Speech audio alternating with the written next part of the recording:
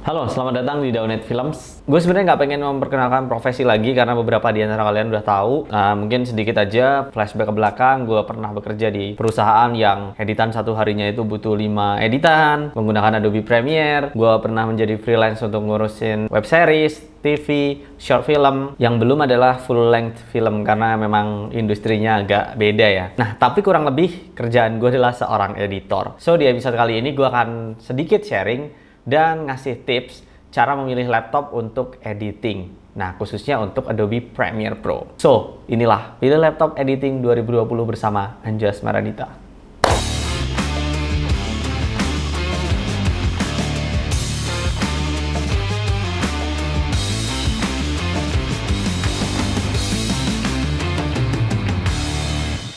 Sebelumnya gue mau kasih tahu dulu kalau 2 tahun lalu itu gue juga buat video yang sama. Tapi saat itu versi Adobe itu baru 2018 kalau nggak salah. Atau 2017. Dari segi tuningnya udah lumayan beda. Specification requirement-nya juga sedikit beda. Jadi gue memutuskan untuk membuat video ini kembali. Dan kalau misalnya kalian ngira ini karena sponsorship doang, enggak. Karena 2 tahun lalu pun gue pure membahas mengapa Intel untuk editing video. Jadi di episode kali ini pun gue masih di pendirian yang sama dan banyak alasannya sebenarnya. Oke, kalau misalnya kita ngomongin soal editing di tahun 2020, kita harus mulai dari persyaratan laptopnya itu sendiri. Nah, untuk Adobe sekarang masih sedikit pelebarannya, tapi untuk minimum requirement-nya yang bisa diinstal itu adalah Intel Core i3. Ada brand lain tapi equivalent, jadi artinya Adobe belum dioptimize atau belum kenalan banget sama brand itu. That's why kita fokus ke Intel untuk episode kali ini. Nah, tapi untuk better performance jangan pakai yang paling bawahnya. Kalau bisa kalian pakai Core i5 karena lebih tinggi dari Core i3 dan memang disarankan karena itu spek rekomendasi. Jadi paling nggak kalian harus menggunakan Core i5. Nah, banyak orang yang ngomong juga kalau editing video itu butuh banyak banget RAM atau house RAM. Tapi tenang aja, kalau misalnya performa dari prosesor kita itu lumayan oke, RAM itu bisa diringanin dengan nanti ada teknik namanya render into out. Kita bahas nanti pas di bagian RAM ya. Lalu selanjutnya adalah storage. Nah, untuk membantu RAM, nah sebenarnya nggak ada hubungan langsungnya, tapi kalau misalnya kalian pengen membantu RAM kalian, itu usahain storage-nya pakai SSD. Karena kita akan berhubungan dengan render into out namanya. Editing video itu kan kalau misalnya playback-nya real time, itu haus banget akan RAM-nya ya. Posisi dari playback itu sendiri, itu bisa dioper sementara ke SSD. Dengan catatan ya tadi, prosesornya harus enak buat render into out. Udah pengen ngomong gue. Ada namanya Intel QuickSync dan juga fitur Adobe yang emang udah optimal banget di Intel. Itu loh, makanya gue dari tadi pengen ngomong. Banyak orang yang bilang juga brand ini, brand ini, brand ini, brand ini gitu ya. Tapi sebenarnya kalau untuk Adobe sekeluarga itu paling optimal ya di Intel. Karena memang dari Adobe-nya sendiri, dari websitenya sendiri udah nulis jelas bahwa di sana terdapat fitur akselerasi atau bahkan fitur-fitur yang mendukung di Intel sendiri dengan format-format yang ada di Adobe atau fitur-fitur yang ada di Adobe. Lalu banyak orang juga yang mamerin hasil performa dari Adobe-nya. Tes misalnya render misalnya, kenceng banget. Tapi come on, render speed itu bukan satu-satunya yang dibutuhin dalam editing. Banyak banget aspeknya, karena editing itu kan mencakup kalian scrubbing, kalian timeline performance gitu ya. Kayak kalian melakukan hal yang banyak banget. Dan di satu sisi juga rawan banget terkena crash. Disinilah peran dari prosesor. Nggak cuma prosesor yang ngebut banget, tapi juga prosesor yang stabil dan juga dilengkapi fitur-fitur pendukung softwarenya. Kalau pertanyaannya kenapa, yuk langsung kita bahas. Yang pertama adalah Intel QuickSync. Jadi editing itu ibaratkan kalian tuh sebuah rumah, terus kerjaan kalian itu nerima paket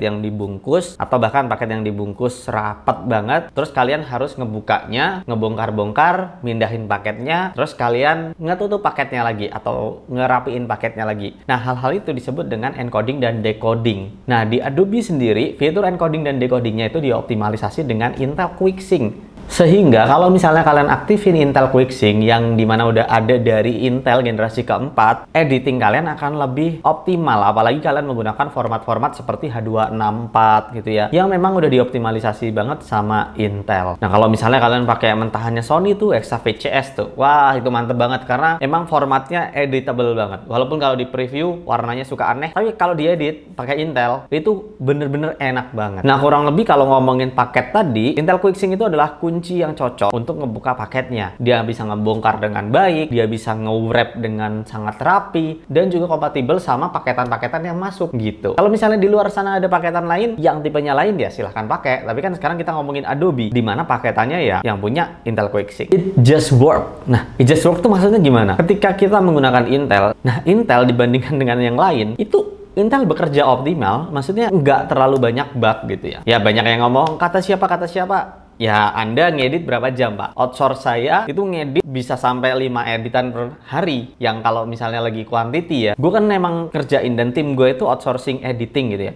Nah, makanya itu dari pengalaman gue sendiri dan tim, gue percaya bahwa ketika menggunakan Intel ya, it just work. Nah, kalau graphic card dipakainya kapan, Bang? Nah, jadi ini juga banyak yang nanya nih. Graphic card di sebuah laptop editing itu dipakai banget. Khususnya kalau untuk Adobe Premiere itu saat melakukan heavy duty. Misalnya lagi ngejalanin Lumetri Color, atau lagi ngejalanin optical flow, atau bahkan misalnya lagi bikin hyperlapse yang frame rate-nya butuh tinggi banget. Nah, ini adalah data saat kita lagi playback. Nah, playback-nya itu diantaranya di situ ada Lumetri, lalu ada slow motion, optical flow. Nah, kalian bisa lihat sendiri di situ kapan graphic card-nya bekerja. Kalau dari analisa gua dari grafiknya sendiri, itu bekerja saat efek-efek berat terjadi di sebuah video editing. That's why dioptimalin pakai graphic card. Nah, selanjutnya hal yang nggak kalah penting dalam sebuah laptop editing adalah layarnya. Kalau bisa layar itu sRGB-nya tinggi. Kenapa? Untuk akurasi. Karena kalau misalnya kita preview di sebuah laptop yang sRGB-nya rendah, terus kita preview klien yang laptopnya sRGB tinggi, warnanya bisa beda loh. Kalau bisa laptop kita itu pakai sRGB yang di atas 95% untuk editing ya. Atau bahkan kalau bisa 100%. Nah, tadi gue udah kasih tahu spek rekomendasi adalah paling nggak Core i3 tapi dinaikin jadi Core i5 supaya optimal, oke? Lalu di situ ada RAM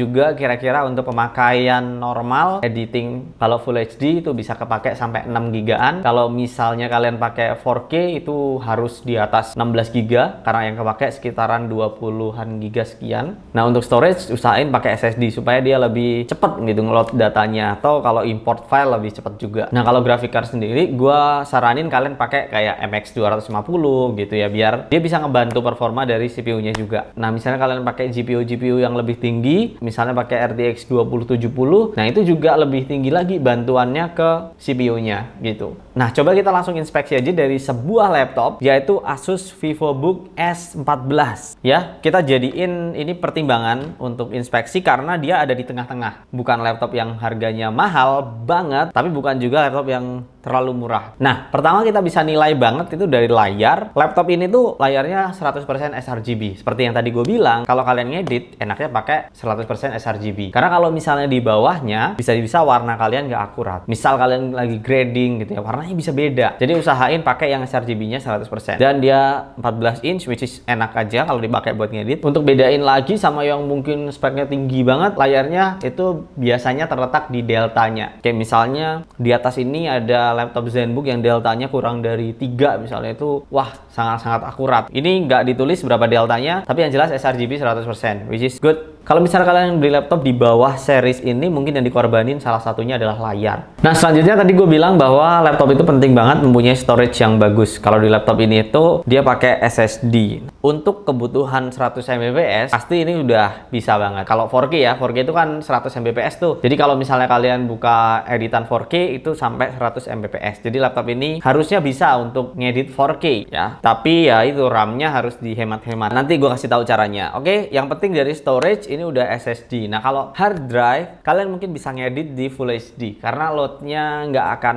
sampai untuk ngedit 4K. Nah, laptop ini sendiri itu punya SSD 500 GB. Nah, gue akan share kalau misalnya laptop kalian SSD-nya 500 GB. Cara manage-nya gimana? Nah, kalian bisa spare 100 GB itu untuk OS dan juga software. 300 GB itu untuk editing, untuk ya footage sementara yang lagi jalan. Kalau lagi nggak kepake, footage sementaranya kalian bisa transfer ke hard drive. Atau kalau misalnya emang kontennya emang yang cepet banget ya bisa dihapus, tapi terserah kalian. Sisain 100 GB supaya lebih aman. Nah, 100 GB itu nanti akan dipakai misalnya untuk file-file render into out atau proxy, kalau misalnya kalian pakai proxy ya. Pokoknya main aman aja, sisain 100 GB. Dan kalau misalnya SSD only laptopnya, kalian perlu beli hard drive karena mentahan kamera biasanya sangat-sangat boros. Nah, misalnya konten kalian podcast podcast ya kalian bisa hapus yang udah nggak kepake. Karena biasanya konten podcast kan memang semuanya udah ada di YouTube itu, dan kalau misalnya kalian butuh klipnya tinggal download dari YouTube, potong lagi. Kecuali kalau misalnya konten kalian konten yang terlalu berkesan gitu, kayak misalnya syuting sinematik di sebuah daerah, simpan aja. Gue juga punya shot favorit yang selalu gue simpan. Gitu ya untuk ngaturnya biar efektif. Nah, sekarang untuk memori. Ini RAM ya.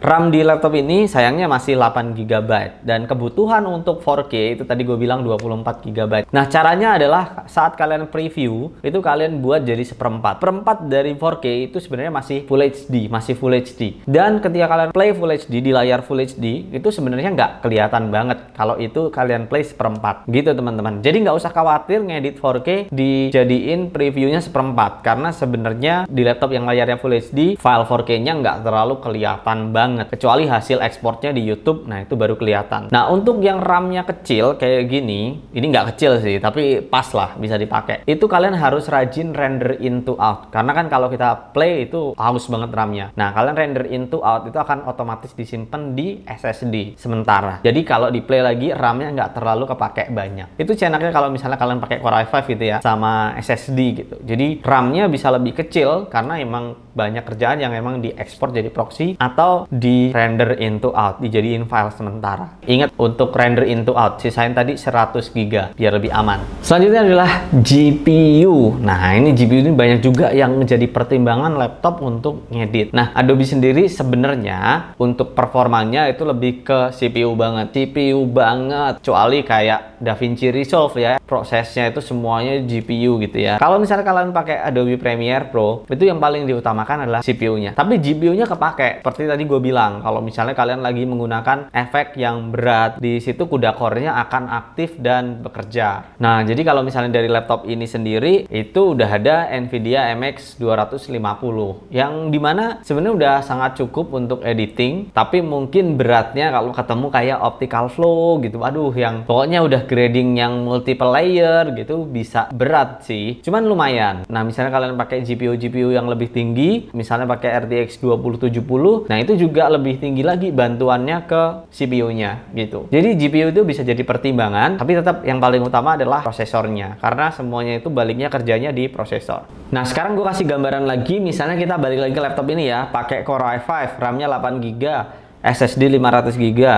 Nah, flow editingnya gimana? Yuk kita lihat. Jadi untuk editing Full HD di sini bebas banget, kamu bebas pakai. Kalaupun dijadiin kualitasnya setengah, itu masih nggak terlalu kelihatan saat preview. Nah, tapi kalau misalnya editing 4K, ini memang mungkin harus pakai proxy.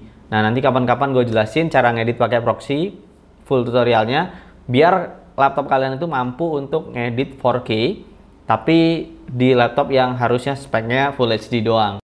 Cara kedua ya di play seperempat, yang dimana layar akan nge-playback sekitar 1080p atau Full HD. Nah, di situ bisa ngebantu laptop ini untuk ngedit 4K. Tapi nggak aneh-aneh. Edit 4K-nya ya sebatas cutting atau color grading atau mungkin nulis teks atau ngasih lower third. Selebihnya bisa jadi berat banget. Nah, kalau pengen color grading usahain di belakang banget nih. Kalian udah selesai proses editingnya, grading 4K bisa pakai laptop ini. Nah, ini dia. Ini adalah project dummy 4K. Di sini full ya. Kalau di play sih. Halo teman-teman semua, selamat datang di Fitmax Rendering Test by Daunnet Films. Apa sih? Ada drop frames. Nah, jadi solusinya biasanya jangan langsung color grading. Jadi ini kalau tanpa color grading dia bisa. Halo teman-teman semua, selamat datang di Fitmax Rendering Test by Daunnet Films. Apa sih ini rendering test? Nah, ini adalah project dummy. Nggak ada drop frame 4K. Oke? Nah, kalau misalnya Lumetri segala macam udah aktif, gue saranin kalian untuk play di 1/8 atau 1/4. Kenapa nggak screen record? Karena nanti takut pengaruh ke performanya, karena GPU-nya akan jalan juga. Dengan gini kan nggak jalan. Oke, kita coba play 1/4 aktif. Halo teman-teman semua, selamat datang di Fitmax Rendering Test by Daunnet Films. Apa sih ini rendering test? Nah, ini adalah project dummy untuk melihat. Yo, lancar. Play 4K 1/4. Jadi di sini kelihatan Full HD sementara tanpa dicas. Jadi ini nggak lagi nyolok jadi on battery. Oke, sepertinya masih jalan mulus. Nah, lalu selanjutnya adalah Kalau LUT lancar ya LUT. Nah kalau ini udah ekstrim banget. Hue versus Hue. Selanjutnya adalah Hue versus Hue juga lancar, nggak ada masalah. tapi menggunakan frame sampling. Nah ini untuk slow motion pakai frame sampling harusnya oke. Kalau optical flow mau laptop kayak apapun ya pasti nggak akan kuat, dia harus di render into out dulu. Ini tanpa di render into out, jadi bener-bener jalan full load. Pasti kalau kita lihat di sini by Daunet Films. Apa sih ini rendering test? Nah ini adalah project dummy untuk melihat performa export atau rendering dan juga performa untuk playbacknya. Jadi seberapa bagus performa playback laptop teman-teman. Jadi yang kepake teman-teman. ini ada di GPU 0. Ini pasti Intel Quicksync-nya jalan di sini. Dan GPU dipakai untuk bantuin pakai CUDA core. Lalu CPU-nya intens banget ya. RAM juga itu hampir kepake semua, sekitar 5 gigaan kepake. Teman mau play misalnya Full HD ya kira-kira seginilah kebutuhannya. Tapi nggak usah khawatir, nggak usah terlalu 4K 4K-an banget karena zaman sekarang 4K itu cuma dipakai buat benchmark. Untuk kebutuhan content creation sebenarnya Full HD aja udah cukup. Mungkin 2-4 tahun ke depan orang masih play Full HD karena layar-layar juga siapa yang pakai 4K, sedikit banget kan. Nah kalau misalnya kalian nyari laptop editing itu juga cari value tambahan. Nah value tambahan ini bisa berupa value yang nggak ngaruh ke performa, ada juga value yang ngaruh ke performa. Nah value yang ngaruh ke performa itu gimana? Misalnya di sini untuk cooling sistemnya itu bagus, nah itu ngaruh ke performa. Kalian lihat misalnya sebuah laptop ada ergo lift-nya, nah itu value yang ngaruh ke performa karena dengan begitu CPU-nya nanti akan lebih kencang lagi. Nah kalau laptop ini sendiri ada value lain misalnya Harman Kardon, nah itu nggak ngaruh ke performa, tapi kalian lebih enak aja dengerin musik, nonton video, atau ngedit tanpa pakai headset pun enak di sini. Jadi itu value yang ditambahin dalam sebuah laptop editing yang mungkin secara performa ya nggak begitu mempengaruhi, tapi enak aja gitu, nyaman gitu, karena itu yang bisa dibeli dari sebuah laptop. Tapi yang paling penting dari sebuah laptop editing adalah bagaimana hardwaremu itu dioptimalin untuk software yang ada ini. Misalnya tadi Core i5 itu memang udah dioptimalin untuk Adobe. Jadi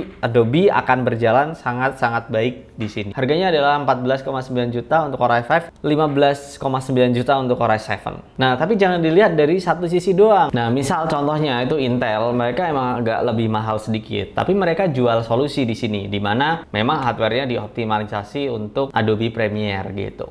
Jadi jangan lihat dari satu sisi, tapi coba lihat dari gimana sebuah brand kayak Asus ini ngerakit laptop ini sehingga dia bisa optimal banget dari pemilihan prosesornya, graphic card-nya, terus spek-spek lainnya kayak SSD gitu. Jadi itu yang dijual, sampai layarnya pun diperhatiin. Laptop itu bukan cuman alat untuk balapan, tapi kalian harus bisa bikin laptop ini tuh komponennya itu bekerja dengan baik untuk playback, untuk rendering, untuk preview, dan lain-lain. Ingat ya, laptop itu adalah alat investasi. Jadi jangan kompromi hanya dengan 1-2 juta tapi ternyata nggak optimal gitu. Oke, itu aja dari gua buat keputusan cerdas bersama Intel 10th Generation. Thank you for watching and always out of the box.